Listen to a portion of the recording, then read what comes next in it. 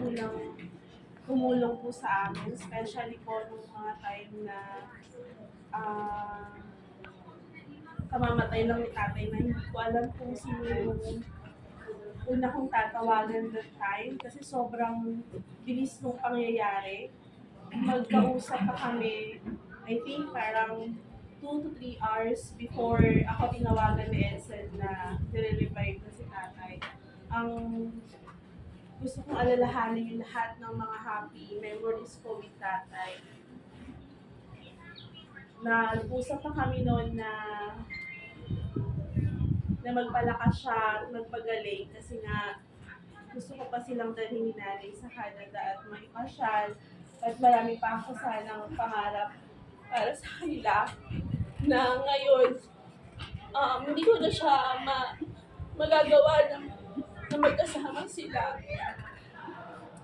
Alam ko pag marami sa inyo yung naka-witness paano yung struggle namin from the start para mapagtapos na kami dalawang magkapatid. Pagdating sa trabaho, walang reklamo si tatay. Umulan man, umaraw, bumaha. Papasok siya para may pang-tuition kami.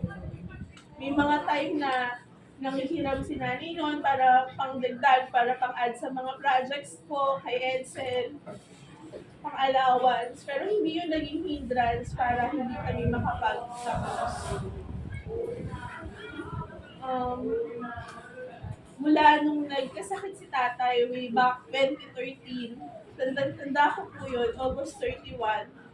Kaya tuwing sasapit yung month of August, lagi niya sa akin sasabihin na being mag-anniversary ako. Tuwing matatapos yung August, sasapit yung September 1, sasabihin niya sa akin, Lord, thank you. Kasi nakasurvive ako na another year. Pero yun nga, September 5, dumating na yung, alam ko naman po dadating lahat tayo doon, pero dumating yung point na talagang hindi na kinaya ni tatay. Pero sobrang bilis kasi ng pangyayari. August 18, ang saya-saya niya pa nang kausap yung anak ko si Kay. Magka-video call pa kami. Then the next day, nagulat na lang ako. Hindi nila sa akin pala ako in-inform ng sumama yung pakaramdam ni tatay.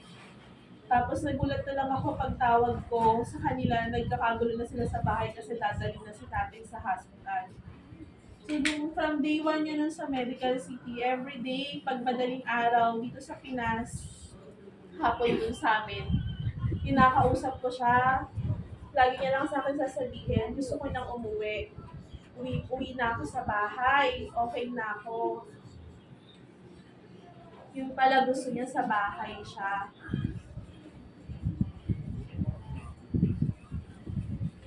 Alam ko po na wala nang sakit, wala nang puso, kasi yun yung sinasabi lagi ni tatay na ang sakit-sakit na. Pag makikita mo pala yung magulang mo na gano'n, na nasasaktan sila, ang hirap para sa isang anak, kasi parang kahit gusto kong dugtungan yung buhay ni tatay, ako na rin yung naaawa na natingnan siya. Pero salamat pa rin kay Lord kasi pinahiram siya sa amin ng ganun katagal. Sa 10 years, napakikipaglaban ni tatay mula sa sakit niya sa puso na naging nauwi na sa complication. Masasabi kong lumaban siya hanggang dulo. Hindi ko po kayo maisa-isa, pero sobrang na-appreciate ko po lahat ng tulong ninyo.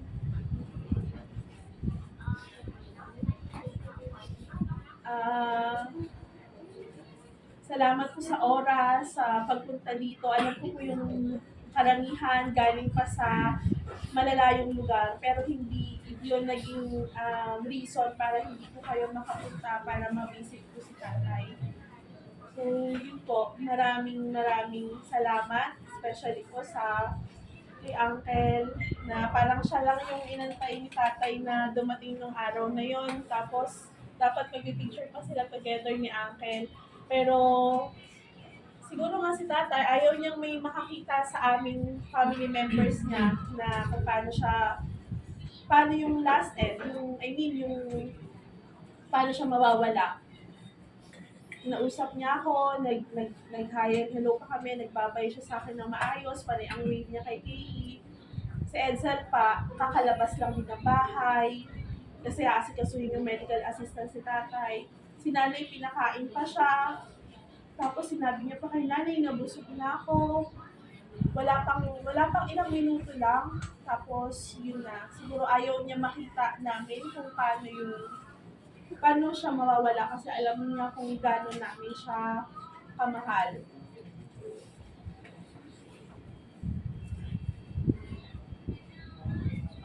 Yung nalaman ko na wala na talaga si tatay na na-confirm ko, hindi ko alam kung paano ko sasabihin yun kay nanay. Kaya, tinawagan ko muna yung asin ko si ate na papuntahin si Tita Linda sa bahay kasi hindi ko kaya na sabihin kay nanay yun. Kasi parang yun yung pinakamasakit na part pa lang na gano'n. Na oo, tinatanggap naman po namin na yun nga, pain-free na si tatay. Pero parang as day goes by, lalo nung wala pa ako sa Pinas, pabigat ng pabigat yung bawat araw ko doon na hindi ko malunok yung kinakain ko na parang pag magsiserve na si Carl ng pagkain namin, parang hindi nababawasan yung pagkain ko. Kahit anong tigil ko, kahit during class, naiiyak ako kasi naiisip ko yung tatay ko. Naiisip ko yung nanay ko, yung tsaka yung kapatid ko na sila lang yung naiiwan dito. Pero ganun yung buhay. Kailangan tanggapin.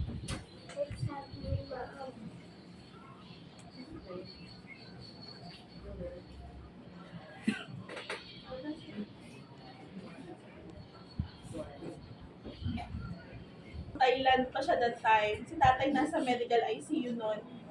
Nung nalaman niya na nasa heart center kami, nagulat na lang kami. Nandun siya. Tapos sabi ko, dito saan ka galing? Sabi niya, galing akong airport, galing akong Thailand. So siya yung naka-witness din noon. Noong time na naka-intubate pa nun si tatay sa ICU sa heart center. So yun lang. Sa lahat ng mga boss ko na nag-allow sa akin na indefinite leave kasi 3 months old lang si Kay nung na second attack si tatay, yung major niya na open heart surgery. So hindi ko alam nun kung paano kasi sunod-sunod after kong ikasal, 1 month or 3 weeks after ng wedding namin ni Carl, na aksidente si tatay, nalagyan ng bakal. Tapos the following year, 2019, na open heart surgery siya, almost 2 months or 2.5 months kami sa hospital. Doon nag-Christmas, nag-New Year. Pero walang, kahit sinasaway na ako, sa CR ako nagpa-pump kasi kakapanganak ko lang. Wala kaming ibang aasahan. Dalawa lang po kaming magkapatid. That time, si nanay hindi namin pwede pag-stay sa ospital kasi mahirap magpuyat po sa ospital, lalo na kung nasa ICU. Tapos yung kapatid ko, siya na yung kasama ni tatay mula nung umalis na po ako dito. Siya yung on call lagi tuwing hospital si tatay. Salamat po sa mga tao na naging instrument ni Lord para makatulong po sa amin. Siguro po ito na rin po yung time na talagang kailangan na po ni tatay magpahinga.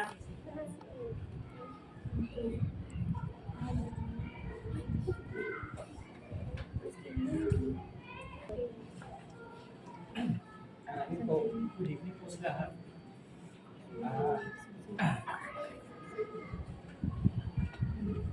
First of all, maraming salamat po sa oras. Dari ang movers.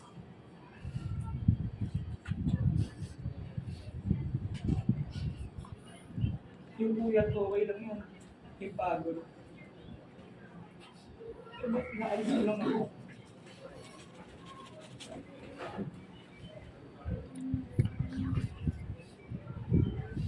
Hindi ko alahin ng purpose matatapos lahat ng laban natin.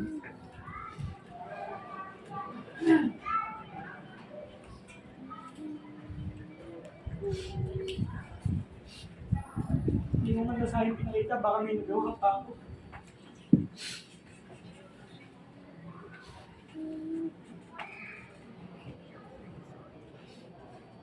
Pero bilhin mo makikita ko madaling araw, happening kasi sobrang sakit. Kasi gusto ko talaga mayan sa kung anong sakit na meron ka. Hindi ko gawa. Wala akong magawa.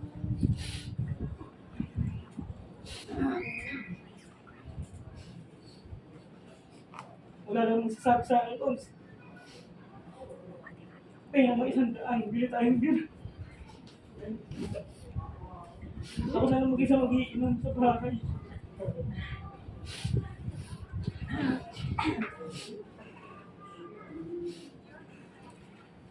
Sobrang bilis.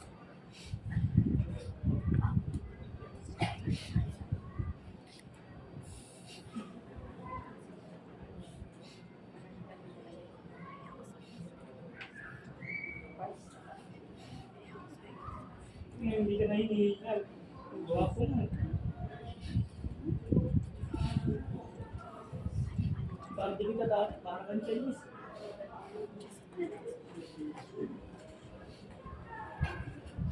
Hindi ka natatayo para bumawa kasi hinihingal ka. Yung mga kailangan mo, sige.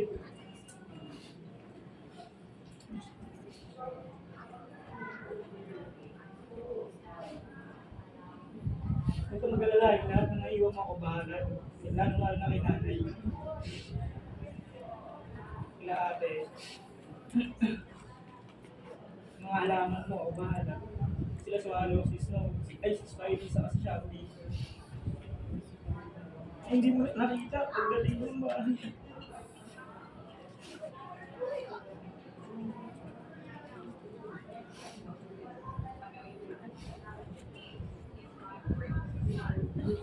Kaya nga na, hearts, lagi mo lang kami gagawin.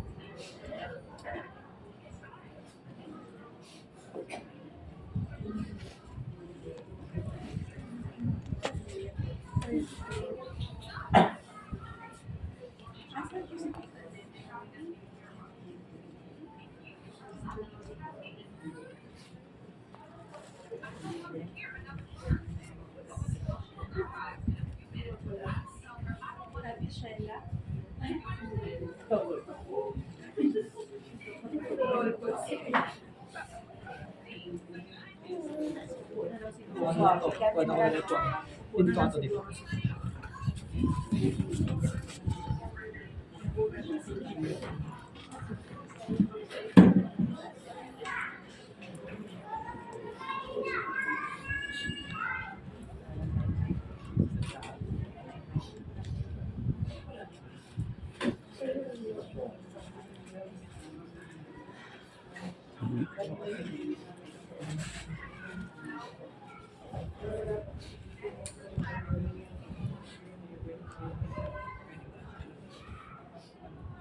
Kaya.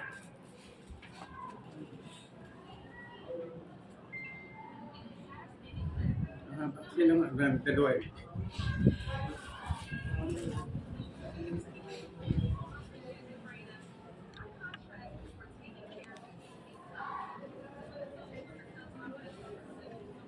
Nagpunta sa amin 1953.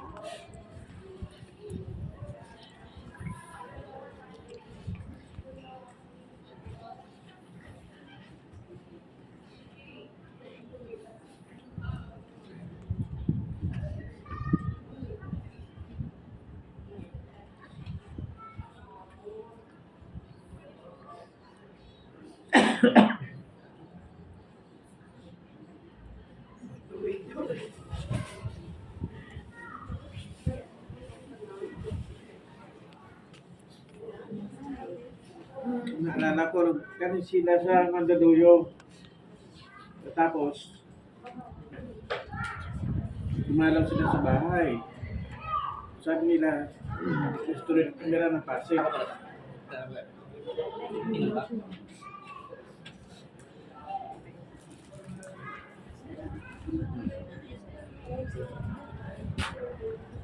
Kaya pinag-usapan ko yung pizza ni asawa ko na si Daddy, nandiyan din siya, na kung pwedeng pahanam yung isang kwarto niya. Pumayag naman. Ayun. Sa araw-araw na ano, yun ang ano namin. Pagkatapos galing ng trabaho, lagi kaming nagchat-chat, kukwentuhan, mga buhay-buhay, kahirapan, lahat ng ano. Kaya, kami dalawa ni Kasay, yung ano, yung parang body-body lagi eh. Ngayon, dahil una ako nakakuha dito sa KNF, sa lugar namin ngayon, sinabi naman niya sa akin na, Kas, baka may makuha pa tayong ano dyan, lote. Gusto ko dyan na rin tayo para sama-sama tayo dyan. Sabi ko, sige, tingnan natin.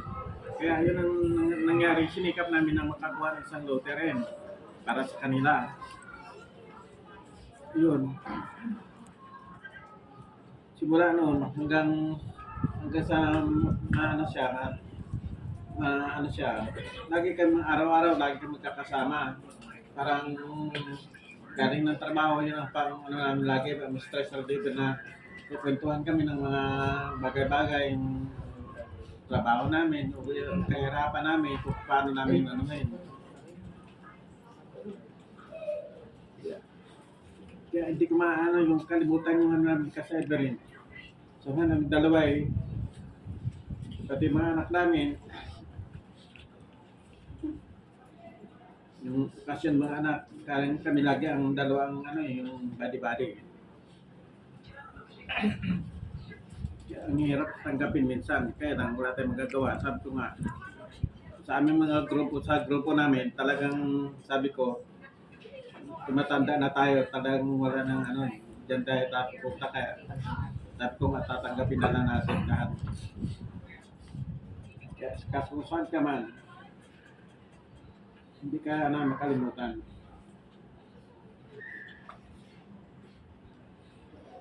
Ang totoo lang, hirap ang salita eh, pero ano, ang hirap ng ano yung kalooban na parang ang bigat. Okay na, salamat po. Wala, okay na.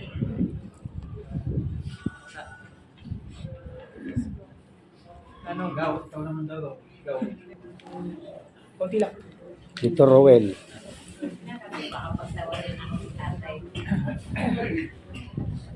Magandang gabi sa lahat. Alam ko lahat itong mga pamilya namin. Talagang kahit kunting pagkakataon na makapagpagin tayo. Mga memories na naalala natin. Lalo na sa Lego Tonisto, si Kuya Elmer,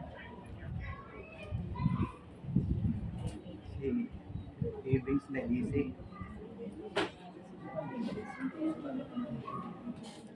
sa lahat ng mga kamag-anak namin.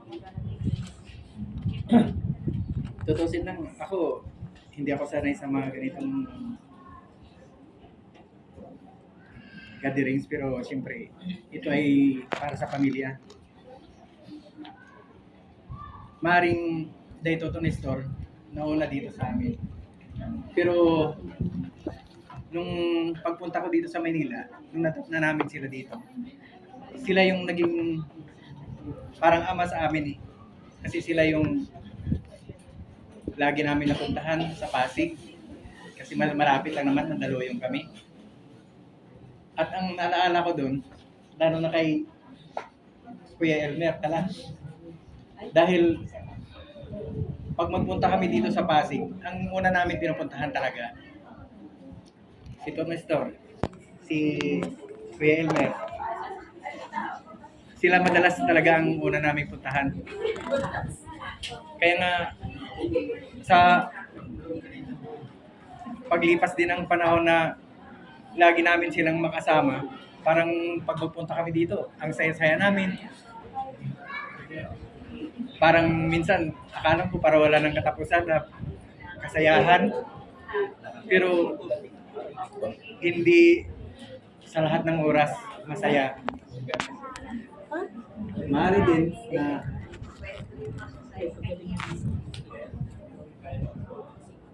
sa ngayon, maging alaala ng lahat. Pero kung tutusin, parang hindi matumbasan eh. Na malaala mong lahat ng mga, minsan mga kalukuhan, yung mga payo nila, na malaking tulong para sa amin, na magtaguyod din sa amin ng masundan ang mga sinasabi nila dahil malaking tulong para sa amin din. At maging inspirasyon din sa amin ang mga nasabi nila sa amin at pangaral nila sa amin. Siguro naman dito sa lahat ngayon, ako bilang isa rin sa pamilya na nandito rin, at sabihin ko rin sa inyo na kagaya kay Tutong Store, ako siguro ang pinakahabata na meron din sakit kasi aminin ko sa inyo na stroke din ako. Kaya nakakalimot ako minsan ng gusto ko sabihin sa inyo lahat. Pero ganun pa man, pasalamat pa rin ako na kahit man ako ang mas bata sa kanila na stroke, pero kahit pa paano, nakapagbigay pa rin tayo ng inspirasyon at makikita ko kayo. Yung mga mukha nyo ngayon, nakikita ko isa-isa sa inyo na tayong mga kamag-anak, magtutulungan, magkakaisa, habang buhay pa tayo ngayon. Sa uli, maraming salamat sa inyong lahat at magandang gabi po sa lahat. Yan. Although hindi naman ako close talaga kasi kaibigan Close. naman ako close. Close. Ano, yung ano, nung unang magkakilala pa lang kami, talaga si Elmer, ano siya, isang thoughtful ba na kaibigan, kamag-anak, yung talaga pag naging kaibigan ka niya, talagang hindi ka niya iiwan, talagang ano kanyang isa na sa listahan niya na close. Ang memory ko sa kanya noon, mga way back, mga 1990s, mga ganon. Ano, talagang doon ko siya nakilala na itong taong to parang ano talaga siya eh. Totoong kaibigan ba? Totoong ano, hindi siya plastic. Nagkataon nun sa Villa Alfonso kami nakatira. First, mga ilang years pa lang kami unang lipat lang yata nila doon. Time na yun, birthday ko, wala namang iming handa. Sabi niya, Bert, maganda ka, kahit ano lang, kahit ano lang tayo magkakamag-anak. Buhat-buhat niya yung kanilang speaker. Billy Antonio kayo, doon tayo Villa Alfonso. Nakita ko siya, buhat-buhat niya yung speaker. Mag-video okay daw kami. Sabi ko, wala naman kaming handa. Hindi ko nga inintindi na birthday ko ngayon. Sige na, asa na ba si Kasaromi? Yun lang, yun ang hindi ko makalimutan sa kanya. Doon ko lang siya nakilala ko kaagad siya na si Kasa Elmer talagang totoong ano, hindi siya yung wala siyang kemi, wala siyang ano sa ano yun. Ano yun, mahirap yun, yung mga ganun ba. Yun, yan lang. Malungkot lang ako kasi wala yung asawa ko. Ay, ayoko na. Yun. Bali, memories ko kay Tito Elmer, siguro mga way back mga 2009, 2010, nung kami nag-encounter, nung girlfriend ko pala yung asawa ko. Ayun. Bali, ang nangyari, so magkakalapit kasi kami ng bahay ko, doon sa may pampa. Ngayon, na-encounter ko siya, at nagulat ako kasi napaka-positive niya na tao. Yung parang sa kanya, parang datis, masaya lang, parang gano'n. So, isang beses, hindi naman kami close, niyaya niya ako. Napunta niya ako sa bahay nila. Tapos, sabi sa akin, "Per, tara, siya tayo." Totoo. Tapos, gabing-gabi, pumunta ako sa kanila, siya lang yung tao. So, yun, busy siya, binuksan niya yung video, okay, kasi yung favorite niya. Kakanta tayong dalawa to, o sige, kanta tayo. Yun. So, since then, parang naging, parang naging routine na siya hanggang sa, yun, nakakatuwa lang kasi, ano siya, napakamasayahin yung tao. Parang hindi mo siya makita kung ano man yung struggle niya siguro or yung negative sa kanya, hindi niya pinapakita. Basta pag may kaharap ka niya, is talagang gusto niya mapasaya niya lang yung lahat ng tao. Mga nakasama. Hanggang, ito na, hanggang last. So, thank you kay Tito Elmer and, ano po? Pero, yun nga, katulad ng... Mabi, Mabi, speech ako, wait lang. Sunod ka, Habi. Iyak. Iyak po ka. Nasa ko naman tayo. Oh, mas maganda nakatayo. Ito. Well, yun nga, katulad ng sinabi ng ni Oliver, wala kang maaalala ko kay Tito kung dito happy memories. Tsaka, hindi ko makakalimutan si Tito Maniligan sa mga doble-dobleng pangalan. Yang. Siya lang yung tumatawag niya. Sorry. So, ayun, pero lang, doble-doble. So, yun yung ano kay Tito. Talagang yun yung icon sa kanya. Tatawagin ka ng doble-doble. At saka, yun nga, never ko siya nakitaan ng negative. Nakakamiss lang tuwing may family gatherings. No? Na, ano talaga siya, parang buhay talaga siya ng party kasi yun, mahilig siya kumanta. Tapos, happy person lang siya. Ayun. Tsaka, masaya siyang, alam mo yung sobrang simpleng tao lang, masaya lang siya naghahalaman, nag-aalaga ng mga dogs. So, sakit para sa amin na he went through yung ganong sufferings, but we're also happy na at least nasa resting place na siya. Pero yun, dito mga miss ko. Sila, thank you. Maraming ako sasabihin. Pakilala mo si Tito, I love you. Tito, sarap. Sa 20 years namin magkakilala. Nakatayo tayo. Kami, gusto ko yung nagpapatulog siya yung Sunday. Kasi naging maingay. Kahit maingay, masaya ka. Kaya nung lumipat sila ng kaya dito, nagkahiwa-hiwalay ko. Nahanap-hanap ko yung mga sounds niya. Pag may problema rin ako, sa kanila ng bata ko. Sa kanila ng Tita Daisy. Basta sila mo sabi ko, mabait sila. Mabait yung pamilya nila. Mabait si Tito. Mabait sana. Kaya marami nagmamahal sa universe.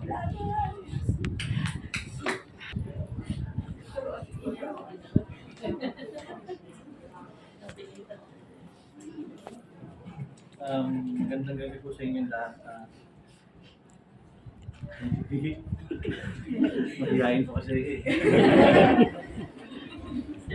Bali, yan, si Tatay Edmer po. Masasabi ko po simula sa umpisa, kakampi po siya.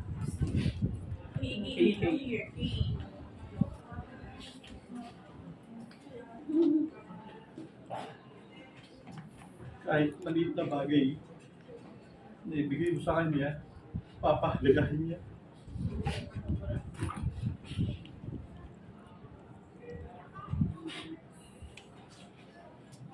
Masasabi ko kay Tatay Edmer, ay salamat po at binigyan niyo ako ng pinikatiwalaan niyo ako para alagaan at mahalin ang anak niyo po.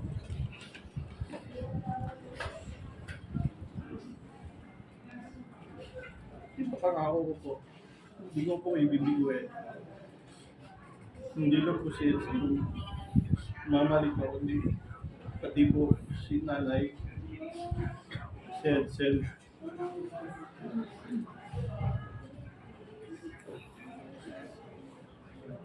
kung bibigyan po ng episode, maalala mo siya si tatay, ang bibigay kong title po ay video.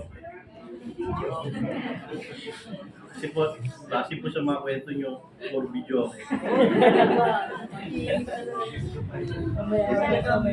Hindi po nawawala sa si tatay Elmer yung video. Pangalawa lang po yung beer. Kasi kahit po walang beer, nagkakantahan po sa rooftop. Kahit ubutin mga kami hanggang alas 6 ng umaga.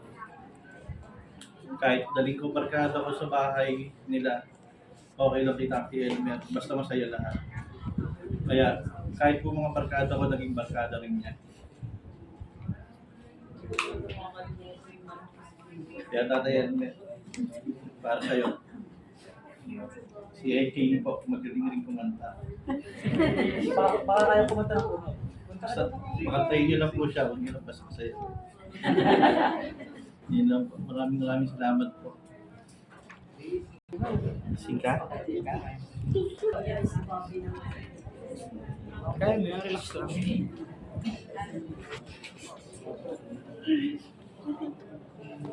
Magandang gabi sa inyo lahat. Magpapalamat po ako sa inyo sa ganito. Alam po sa namin na pinakirami, lalo na po ang kamag-anak ko na di ako po binabayaan. Mga nanggagaling po ibang lugar, mga kapinsan ko lang. Galing sa Cavite po, saan man nanggagaling. Lahat po yun. Maraming salamat. Appreciate ko yung lahat po sa inyo. Dahil si Linda, mga pinsan ko lahat. Hindi mo ako binabayaan. Simula akong nandito si Elmer. Wala akong problema. Dahil andyan ho kayo. Sumusuporta ko sa amin.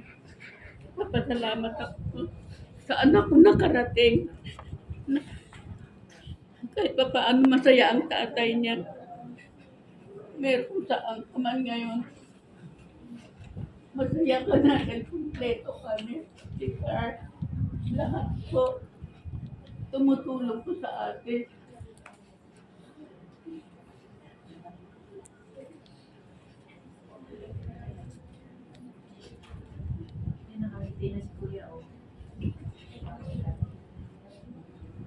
Yun lang po.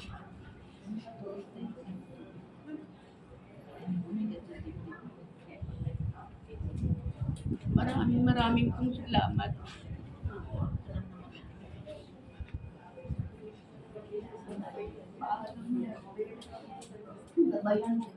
Kami, ang anak mo, si Carl, bibig ko, pauwi ako mo gabi. Pagsabi ko niya pauwi. Yun lang po. Maraming pong salamat sa inyong lahat.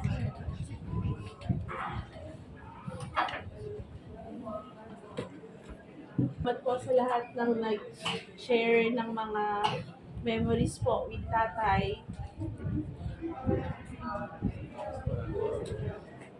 For sure, si tatay sobrang happy din siya ngayon habang kasi kahit nung nanghihina na siya, yun yung last na organ or last na senses na aano sa kanya yung sense of hearing.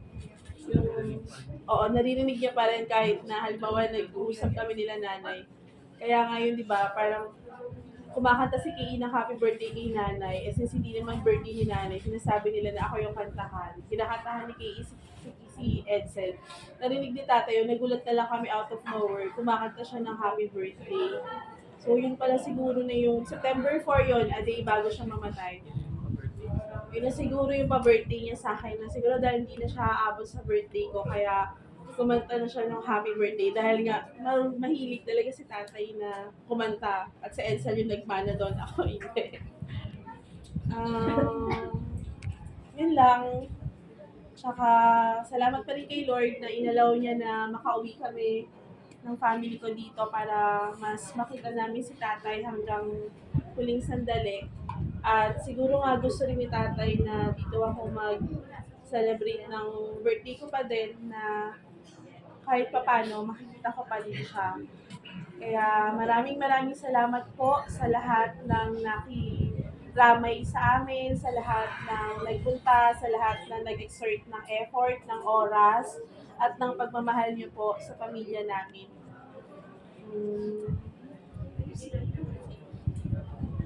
Hanggang sa muli, Tay, mahal na mahal ka namin. Lagi ko yung sa'yo sinasabi. At gabayan mo kami. Sayang lang, hindi niya ako naantay na graduate. Isang semester na lang sana. Pero ganun talaga. May mas magandang plano si Lord. Yun na lang yung nilulook forward ko. Yun lang. Maraming salamat.